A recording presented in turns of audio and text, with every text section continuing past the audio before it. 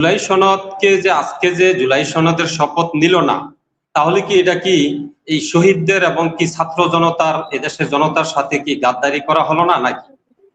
এই যে পূর্বের ইতিহাসগুলো বলে যে শুধু জামাত খারাপ, জামাত খারাপ।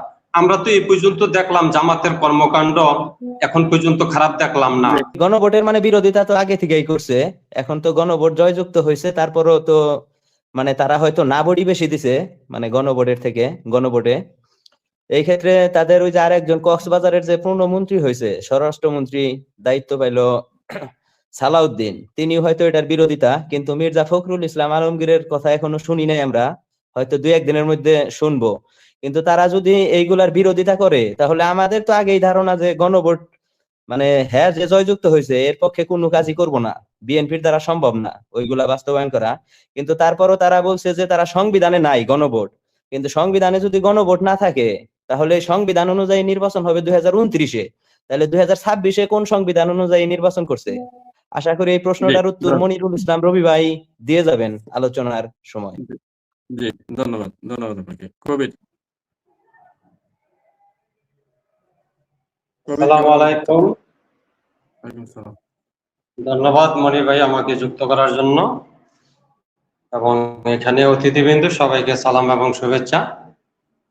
কাজ থেকে এসেছি, এখনো গোসল করিনি। আমি I want to ask two questions জনাব মেজর আফসারি সাহেবকে।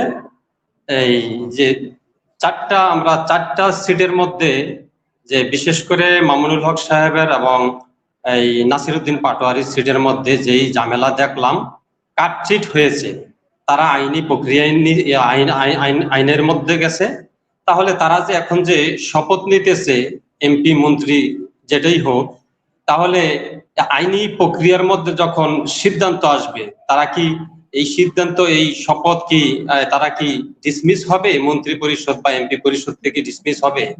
কেননা আমরা তো দেখেছি মামুনুল হককে বিজয়ী ঘোষণা করেছে অলরেডি মিডিয়া, কয়েকটা মিডিয়া। এই প্রশ্নটা আপনার কাছে রাখলাম। আরেকটা প্রশ্ন ছোট্ট করে রেখে আমার মন্তব্য শেষ করব। যেমন এই যে জুলাই সনদকে যে আজকে যে জুলাই সনদের শপথ নিল না, তাহলে কি এটা কি এই শহীদদের এবং কি ছাত্র জনতার, এদেশের জনতার সাথে কি গাদ্দারি করা হলো না নাকি? এই যে পূর্বের ইতিহাসগুলো বলে যে শুধু জামাত খারাপ, জামাত খারাপ। আমরা তো এই পর্যন্ত দেখলাম জামাতের কর্মকাণ্ড এখন পর্যন্ত খারাপ দেখলাম না। আমার অন্তত আমার বয়স 40। হ্যাঁ, এইটুকুই আমার প্রশ্ন। এটা কি? ধন্যবাদ সবাইকে। ধন্যবাদ। ইব্রাহিম। আসসালামু আলাইকুম ওয়া রাহমাতুল্লাহি ওয়া বারাকাতুহু। সর্বপ্রথম সালাম জানাই নবনির্বাচিত প্রধানমন্ত্রী জনাব তারেক রহমান সাহেবকে। আমি শ্রদ্ধেয় মনির ভাইকে একটা জানতে চাই যে আজকে যে শপথটা নিল না, এর রহস্যটা কি, এর একটু আমি জানতে চাই। আসসালামু আলাইকুম। জি, ওয়ালাইকুম সালাম। আব্দুল হাকিম। আব্দুল হাকিম ক্যামেরা অন করতে হবে। সম্মানিত সঞ্চালক এনামুল হক মনির ভাই এবং বিগ আলহামদুলিল্লাহ, আসসালামু আলাইকুম। আজকের নতুন সরকার শপথ গ্রহণ করেছে এবং নতুন ভাবে যাত্রা শুরু করেছে বিএনপি সরকার। আমি মনিরুল ইসলাম রবি ভাই আছেন এবং সকল অতিথিকে নতুন সরকারে শুভেচ্ছা জানাই এবং নতুন ভাবে দেশ চলবে সেই আশা প্রত্যাশা ব্যক্ত করি। আমি আমিন আফসারি সাহেবের কাছে একটু জানতে চাচ্ছি, উনি বললেন যে গণপরিষদ গঠন করতে হবে। আসলে এটা গণপরিষদ গঠন হবে নাকি সংস্কার পরিষদ গঠন হবে? এটা একটু ক্লিয়ার করবেন। সংবিধান কি সম্পূর্ণরূপে ঝেড়ে ফেলে দেওয়া হবে, নাকি এটাই নতুন রূপে কিছু বাদ দিয়ে কিছু সংযোজন করে সাজানো হবে? আর শপথ গ্রহণের আগে জনাব মোহাম্মদ সালাউদ্দিন সাহেব সংবিধান সংস্কার পরিষদ মেবি গঠন করা হবে। সংবিধান উনি বারবার গণপরিষদের কথা বলতেছিলেন, এই জন্য আমি ওনাকে প্রশ্নটা করলাম। জনাব সালাউদ্দিন সাহেব কিছু কথা বলছিলেন এই জুলাই সনদ নিয়ে, যে জুলাই সনদ বাস্তবায়ন হবে, কারণ এখন যে শপথটা নেওয়া হচ্ছে এই শপথটা নিয়ে মন্ত্রী পরিষদ গঠন করার পরে এটা আইনি ভিত্তি দিয়ে আসতে হবে। আইনি ভিত্তি দেওয়ার পর জুলাইকে স্বীকৃতি দেওয়া হবে, স্বীকৃতি দেওয়ার পরে সেই শপথটা হবে। আর বাকি যেনারা এই জুলাই সনদের শপথ গ্রহণ করলেন তেনারা কিসের ভিত্তিতে করলেন সেটা তেনাদের ব্যাখ্যা দেওয়া উচিত। না, তারা এটা নিয়ে ব্যাখ্যা গেজেট দেওয়ার প্রকাশ হয়েছিল। এটা নিয়ে গেজেট প্রকাশ হয়েছিল 13 নভেম্বর 2025, যেখানে স্পষ্ট বলা আছেন যে সংসদ সদস্যরা একই দিনে সংস্কার পরিষদের শপথ গ্রহণ করবেন এবং সংসদ সদস্য হওয়ার শপথ গ্রহণ করবেন। একই দিনে করবেন, এটা একটা ধারা, বলা আছে। এটা একটা ধারা আছে। আরো একটা ধারা আছে, এই জুলাই সনদে যদি হ্যাঁ বা না ভোট হ্যাঁ জয়যুক্ত হয়, হ্যাঁ জয়যুক্ত হয়, এবং হ্যাঁ জয়যুক্ত হ্যাঁ, হয়েছে, তো গণভোটে তো হ্যাঁ হ্যাঁ, জয়যুক্ত হ্যাঁ, হয়েছে। যদি হ্যাঁ ভাই জয়যুক্ত হয়, আপনি বলছেন আমাকে বলতে দেন, আমিও একটু বলি। আপনি 24টা দল প্রশ্নটা একমত করেন। আপনি হয়েছে। দীর্ঘ সময় আমি সময় দিতে পারবো না আপনাকে, হ্যাঁ, আপনি প্রশ্ন প্রশ্নটা করেন। আরো অনেক দর্শক আছে, আমার চাইতে তো কথা আপনি বেশি বলছেন, তাহলে আমি প্রশ্নটা করব কি করে? যে আপনি প্রশ্নটা বলে ফেলেন। এই জন্য আপনি হ্যাঁ, প্রশ্ন যেন করেন, 16টা সেজন্য আপনাকে বারবার 16টা বলা হচ্ছে। হ্যাঁ, 16টা দল এইখানে 24টা দল একমত হয়েছে, 7টা বিএনপি সহ 7টা দল এখানে নোট অফ ডিসেন্ট দিয়েছে। তার মধ্যে আবার 4টে দল বলেছে যে বর্তমান বাস্তবতার প্রেক্ষিতে এটার প্রয়োজন নেই, সেটাও কিন্তু আছে। তাহলে এখন হ্যাঁ জয়যুক্ত হয়েছে, তার মানে বিএনপি জিতে গেছে। এটা যে এখনই বাস্তবায়ন করতে হবে এটারও কোনো নিশ্চয়তা নেই। আর বিএনপি বলে নাই যে তারা করবে না, তারা বলেছে এটা আইন পাস করবে, আইনের পরে তারা একটা ভিত্তি দেবে।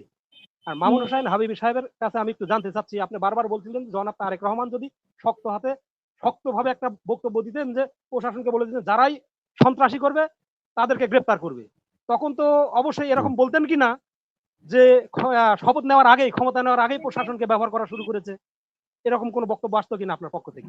জি, ধন্যবাদ। জি, ধন্যবাদ, ধন্যবাদ। শামীম। জি, আসসালামু আলাইকুম ভাই।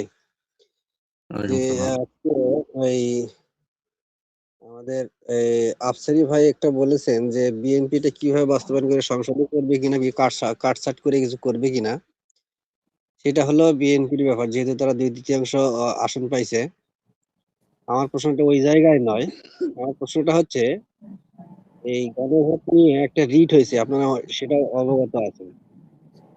তো এখন যদি রিটে যদি মানে হেরে যান, গণভোট যদি হেরে যায় অর্থাৎ বাতিল হয় আর কি, তাহলে কি হবে?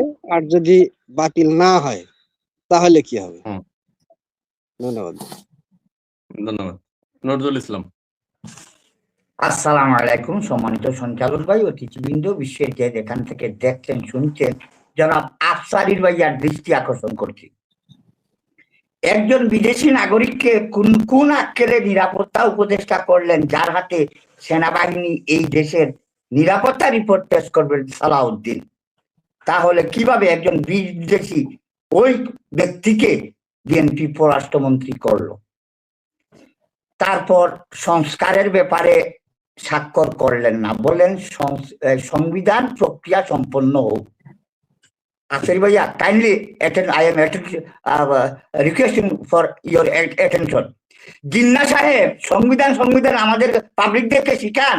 জিন্না সাহেব পাকিস্তান ছিল 3.5 কোটি, আমরা ছিলাম 7.5 কোটি। 4 জন হলে এসে বললেন উর্দুই হবে একমাত্র পাকিস্তানের রাষ্ট্রটা। তিনি কি সংবিধান বুঝছেন? তারপর 1971 সালে আমরা স্বাধীনতার জন্য ভোট দিলাম।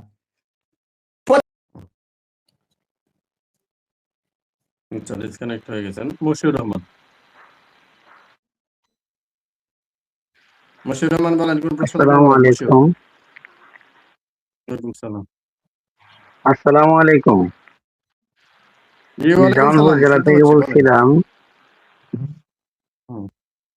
জনাব আফসারি সাহেব, আপনার কাছে প্রশ্ন না জানার জন্য যে আমাদের বাংলাদেশে যে কোনো জিনিসই যদি আমাদের চোখের সামনে বেশি ইম্পর্টেন্ট মনে হয়, ওটাকে ঘোরানোর জন্য নানান ভাবে রাজনীতিবিদরা নানান সময় অনেক কথা বলে ঘোরাই দেওয়ার জন্য। এই গণভোটটা গণভাবে দেওয়া হয়েছে, যেখানে ডক্টর শফিকুর রহমান শপথ নিল, তো আমাদের মাননীয় মন্ত্রী আর প্রধানমন্ত্রী যিনি হলেন জনাব তারেক রহমান, উনি তো আমাদের সামনে বা সারা বিশ্ব মানুষের সামনে বলতে পারতো যে গণভোটের শপথ নিব বা নিব না, এই বিষয়ে আমরা আপনাদেরকে ভালো একটা সুন্দর উপস্থাপনা করে জানাবো।